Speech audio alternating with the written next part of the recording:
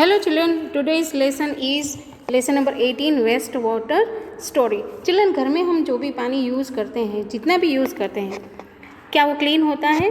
हाँ, यूज़ होने के से पहले वो क्लीन होता है, बट जैसे ही हम यूज़ करते हैं it will become dirty water. So all this water is called waste water. So waste water जो है, this used water should not be wastage. मतलब वेस्ट क्यों नहीं होना चाहिए? We must clean it up by removing pollutant. So waste water को ऐसे ही किसी वाटर बॉडी में डाला जाए तो ऑब्वियसली वाटर बॉडी जो है वो भी कंटेमिनेटेड हो जाएगा, दैट मीन्स उसका पानी भी गंदा हो जाएगा। So before it is dispersed in any other water bodies, it need to be clear. But why water is necessary? water और lifeline, हमने इससे पहले के लेसन में भी कुछ इसके बारे में बात की थी। So clean water that is fit for use is unfortunately not available to all. हमने इसमें बात की थी कि टोटल जितने भी परसेंटेज वाटर है अवेलेबल ऑन अर्थ, उसमें से less than 3% water is usable water. ठीक है। सो बहुत सारी ऐसी प्लेसेस है जहाँ पे वाटर की एक बहुत ही स्कैर्सिटी है, लोगों को बहुत दूर दूर तक जाना पड़ता है पानी को लाने के लिए, अपने घर तक पहुँचाने के लिए। So that we have learn in chapter number 16 and also we have learn that world water day on 22 March 2005 was announced. क्यों? बिकॉज एक डेकेड डिसाइड हुआ 2005 से 2015 का, कि जिससे इंटरनेशनल डेकेड घोषित किया गया, उस माना गया कि वाटर फॉर लाइफ के तौर पे उसे अनाउंस किया गया। Because of all effort made during this decade aim to reduce by half the number of people who do not have access to safe drinking water. मतलब इसका एम क्या था कि जितने पीपल को अभी पानी नहीं मिल रहा है, ड्रिंकिंग वाटर नहीं मिल रहा है, उसमें से at least half of the people ऐसे हो जिसको पानी प्रोवाइड किया जाए। So for that one of the process is cleaning of water. Fine, cleaning करना भी ज़रूरी है, ऐसे ही यूज़ किया हुआ पानी कहीं भी हम थ्रो कर सकते नहीं। Cleaning of water is a process of removing pollutants before it enters a water body और is reuse. This process of wastewater treatment is commonly known as sewage treatment. It takes place in several stages. बहुत सारे ऐसे stages उसमें होते हैं कि जिससे जो पानी यूज्ड वाटर है उसे क्लीन किया जाए और उसके बाद किसी भी वाटर बॉडी में थ्रो किया जाए। But what is sewage? Okay, in 18.2 point it is given that what is sewage. Sewage is wastewater released by homes, industries, hospitals, offices and other users. It also includes rainwater that has run down the street during a storm or heavy rain. The water that washes off roads and rooftops carries harmful substances with it. Sewage is a liquid waste. Most of it is water which has dissolved and suspended impurities. These impurities are called contaminants. मतलब जहाँ से भी पानी का waste होता है, used water जहाँ से भी ड्रेन ऑफ होता है, तो वहाँ उसमें बहुत सारी इम्प्योरिटीज़ होती है। जैसे कि घर में जो भी पानी, घर का जो वेस्ट है उसमें बर्तन धोया हुआ पानी हो, कपड़े धोए हुए पानी हो, टॉयलेट का है या क्लीन कुछ भी किया है उसका पानी है, तो all this water has some contaminants in it. वैसे इंडस्ट्रीज़ जो है उसमें भी बहुत सारी ऐसी अशुद्धियाँ होती हैं, हॉस्पिटल जो है, ऑफिसेज हैं, तो इन सब में, यहाँ तक कि रोड से भी जो पानी बहता है वहाँ उसके साथ भी ड्राई लीव्स है, पेपर्स है, पॉलीथीन बैग्स है, बॉटल्स है, तो ऐसे सारी बहुत सारी चीज़ें उसके साथ बहती हुई जाएगी। And all this impurities are called contaminants. Fine. So here it is, one activity is given. Locate an open drain near your home, school or and roadside and inspect water flowing through it. तो यहाँ पे कुछ ऐसी activity दी है कि जहाँ पे water का कलर क्या है, उसमें कैसी कैसी इम्प्योरिटीज़ हो सकती है, ये सारी डिटेल्स आपको इस टेबल में फिलअप करना है। तो fine children, so here we can know that organic impurities क्या क्या होती है? Organic impurities actually children organic होती है, इनऑर्गेनिक होती है, ऐसी कुछ अशुद्धियाँ हैं, जैसे यहाँ पे दिखा है कि ऑर्गेनिक है, देन इनऑर्गेनिक इम्प्योरिटीज़ है, देन न्यूट्रिएंट्स है, बैक्टीरिया एंड अदर माइक्रोब्स। तो ऑर्गेनिक में क्या है? Human faeces, animal waste, oil, urea, ये सब। उसके बाद है pesticides, herbicides, fruits and vegetable waste etcetera. तो ये सारी जो है वो ऑर्गेनिक इम्प्योरिटीज़ हैं। इनऑर्गेनिक इम्प्योरिटीज़ में कुछ chemicals, that means nitrates, phosphates, metals etcetera. Nutrients में क्या क्या है? Phosphorus and nitrogen. बैक्टीरिया कौन कौन से होते हैं? Such as which cause cholera and typhoid. Always you know that जो भी वाटर कंटेमिनेटेड होता है उसमें ऐसे बैक्टीरिया मिले होते हैं कि जिससे कुछ डिजीज़ होते हैं, और इसमें खास करके कॉलेरा है, टाइफॉइड है, ऐसे डायरिया है, ये सारे डिजीज़ हो सकते हैं। Fine. And some other microbes are there such as which cause dysentery. तो ये सारे डिजीज़ है जो बैक्टीरिया से या कंटेमिनेटेड वाटर के को कंज्यूम करने से होता है। Fine. Now here it is 18.3 water freshens up an eventful journey. In a home or a public building, generally one set of pipes bring clean water and another set of pipes takes away waste water. Imagine that we could see through the ground. We would see a network of big and small pipes called sewers. तो children, आप लोगों ने घर में तो पता ही होगा कि जहाँ से ड्रेन ऑफ होता है वहाँ पे एक पाइप लगी होती है और वो बिल्डिंग के बाहर तक जाती है। और मोस्टली अभी जो जितनी भी सीवर्स है वो अंडरग्राउंड सीवर्स है, तो बाहर हमें दिखता नहीं। लेकिन कभी कभी रोड साइड पे आप जहाँ पे ये ड्रेनेज सिस्टम का काम चल रहा है वहाँ पे अगर आप देखो तो बड़े बड़े पाइप्स आपको दिखेंगे सीमेंट के। तो ये सारा नेटवर्क बनता है, एक प्लेस से दूसरी प्लेस तक ये सारा वाटर जो है वो कलेक्ट होके इसे सिटी से बाहर किसी एरिया में थ्रो किया जाता है, या किसी वाटर बॉडी में थ्रो किया जाता है, या उसे प्योरीफाई किया जाता है। तो सही इट इज़, जैसे क्लीन वाटर के लिए पाइप का नेटवर्क है, वैसे ही वेस्ट वाटर के लिए भी पाइप का नेटवर्क होना ज़रूरी है। सो इस पाइप के कहेंगे नेटवर्क को, बिग और स्मॉल पाइप को कहेंगे sewers, forming the sewerage. Sewerage means पूरा नेटवर्क इसका जो बनेगा that. It is like a transport system that carries sewage from the point of being produced to the point of disposal, that is treatment plant. तो जहाँ भी ये सारा waste water treatment होता है उसको क्लीन किया जाता है और उसके बाद उसका या तो रीयूज़ होता है या उसे क्लीन करके वाटर बॉडीज़ में डाला जाता है, सो दैट वहाँ तक ये सारा पानी पहुँचाने का काम सीवरेज सिस्टम का है। Fine. Manholes are located at every 50 meter to 60 meter in the sewerage at the junction of two or more sewers and at points where there is a change in direction। तो आपने road पे ऐसे या road के side में ऐसे man holes देखे होंगे। फाइन। कभी कभी उसका काम भी चलता है तो वो खुले होते हैं और उसमें क्लीनिंग का काम चल रहा है, ऐसा कुछ भी। सोसाइटी में भी अगर रोड है तो वहाँ भी आप देख सकते हो कि ऐसे मैन होल्स होते हैं। तो अगर उसे खोला जाए तो इसके अंदर आपको पाइप का स्ट्रक्चर ऐसे दिखेगा। Fine. So it is sewerage. Okay, now in activity 18.4 आपको एक कंटेमिनेटेड वाटर बनाना है और उसे फिल्टर करना है। फाइन। उसके लिए आपको 4 डिफरेंट सैंपल्स चाहिए। आपको क्या करना है कि एक जार में थोड़ा सा पानी लो, उसमें थोड़ी इम्प्योरिटीज़ आपको डालना है, दैट इज़ ऑर्गेनिक मैटर्स है, ग्रास स्पीसीज़ हैं, ऑरेंज पील्स है, ये सब डाल के उस पानी को थोड़ा कंटेमिनेटेड मीन्स थोड़ा डर्टी करना है। उसके बाद जार को बंद करके उसे सन में के अंदर 1 या 2 दिन तक रखना है। फिर इसमें जो आपको पानी मिला उसमें से थोड़ा सैंपल लेके आप एक टेस्ट ट्यूब में रखना है, थोड़ा ऐड करना है और इसमें लिखना है कि sample 1 that is before treatment. Fine.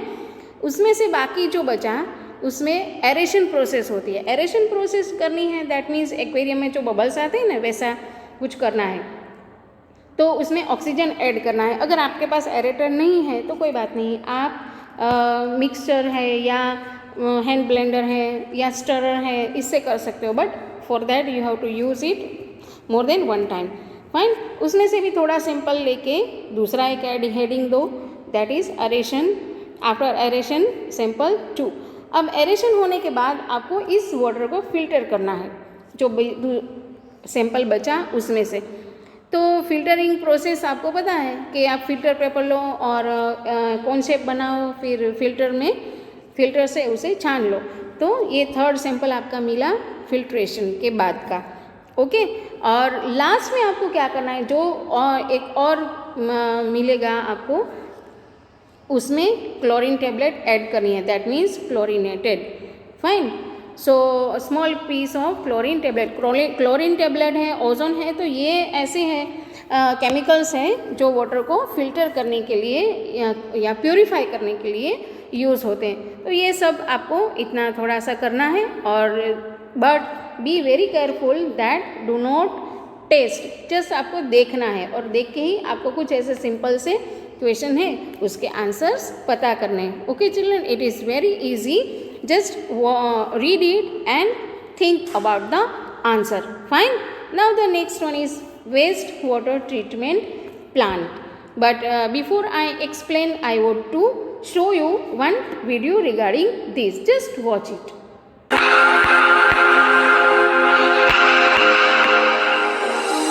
Cities and towns have sewerage systems in place to carry the wastewater from our homes, hotels, factories and other establishments to a sewerage treatment plant where the wastewater is treated.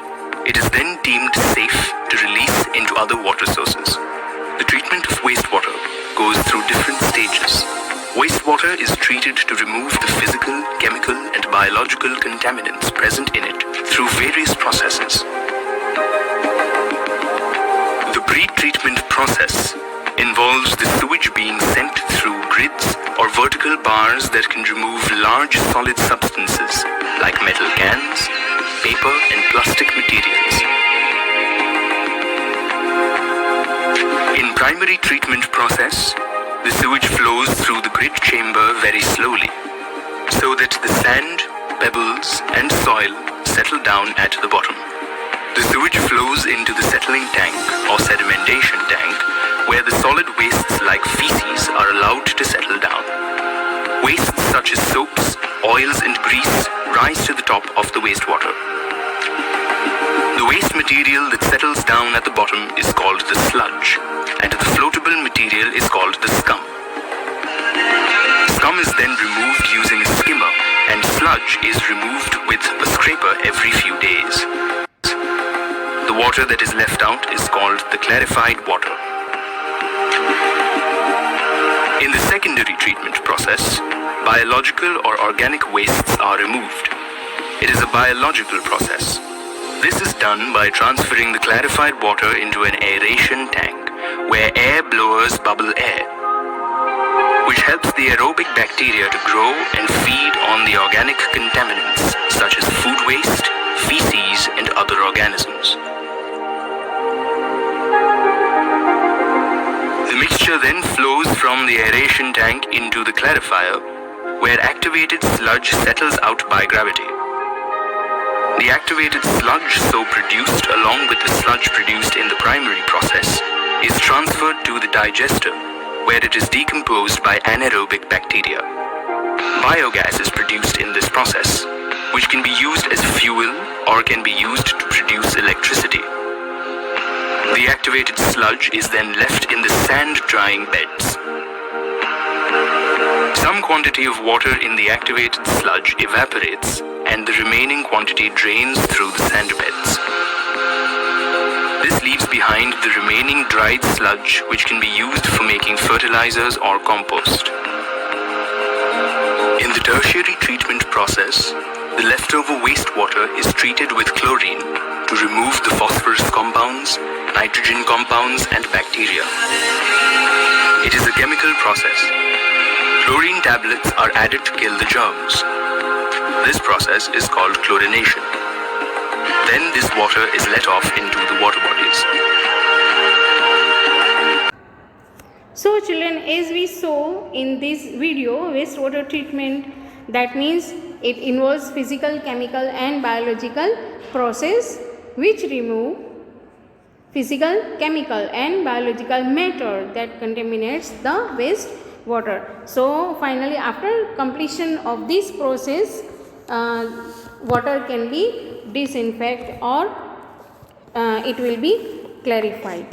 So to clarify it, some chemicals like chlorine and ozone are added before releasing it into the distribution system. Now children, how to become an active citizen, मतलब हमें क्या करना है. Waste water तो हर एक के घर में जनरेट होता ही है, लेकिन उसे और ज़्यादा कंटेमिनेटेड ना करें, उसके लिए हम क्या करें. Fine. Waste water generation is natural part of human activity, but we can limit the type of waste and quality of waste produce. मतलब हम उसमें थोड़ा सा चेंज ला सकते हैं, मतलब हम हमारी ओर से जितना हो सके उसे और ख़राब करने नहीं. Often we have been repelled by offensive smell. The sight of open drain is disgusting. मतलब जो ड्रेन है उसकी जो फॉल स्मेल एक आती है, जहाँ पे ओपन ड्रेन होता है वहाँ पे भी सिचुएशन ठीक नहीं होती, मतलब हमें वहाँ से गुजरना भी अच्छा नहीं लगता. The situation worsen in the rainy season when the drains start overflowing.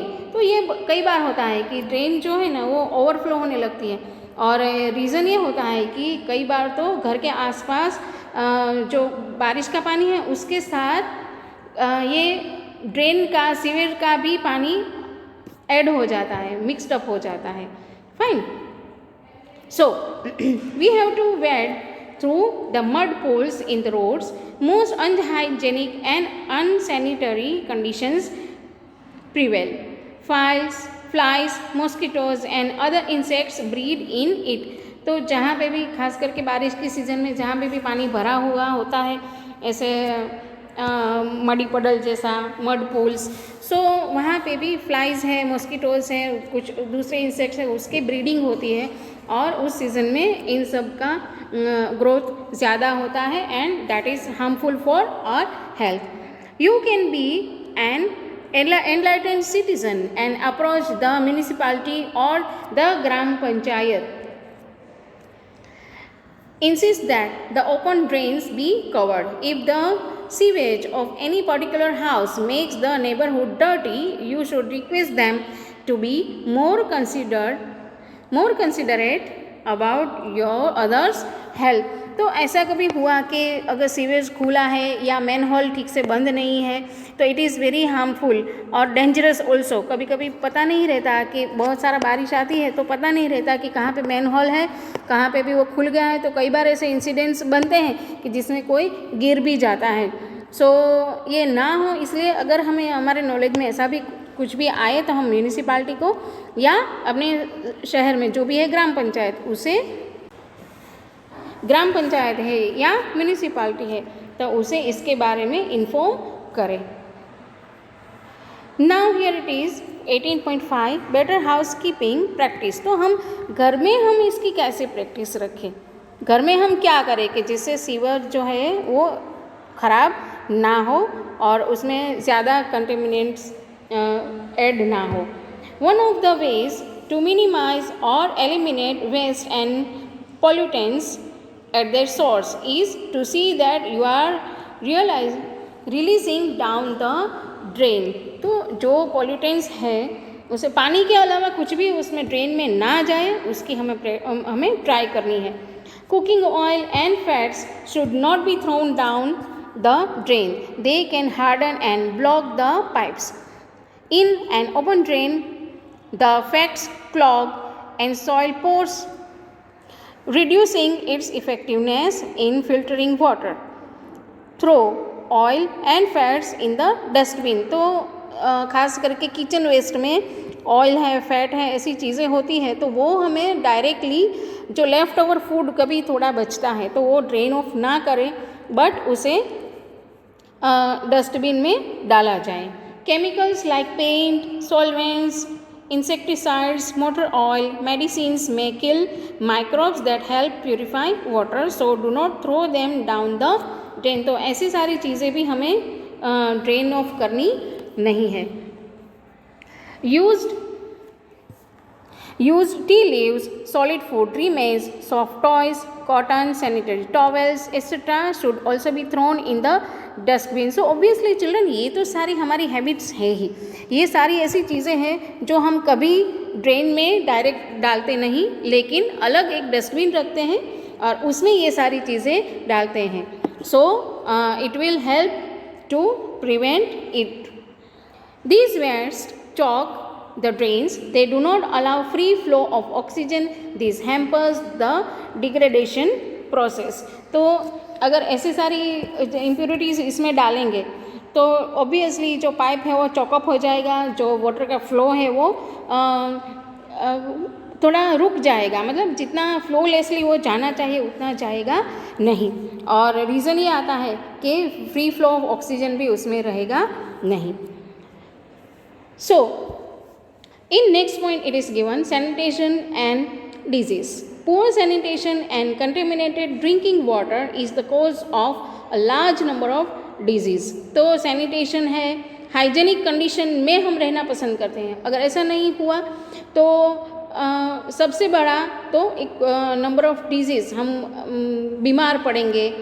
बहुत सारे ऐसे डिजीज़ हैं जो वाटर ओरिएंटेड होते हैं, तो वो भी हमें हो सकते हैं. Let us look at our own country. A vast number of our people are still without sewerage facilities. Where do they relieve themselves?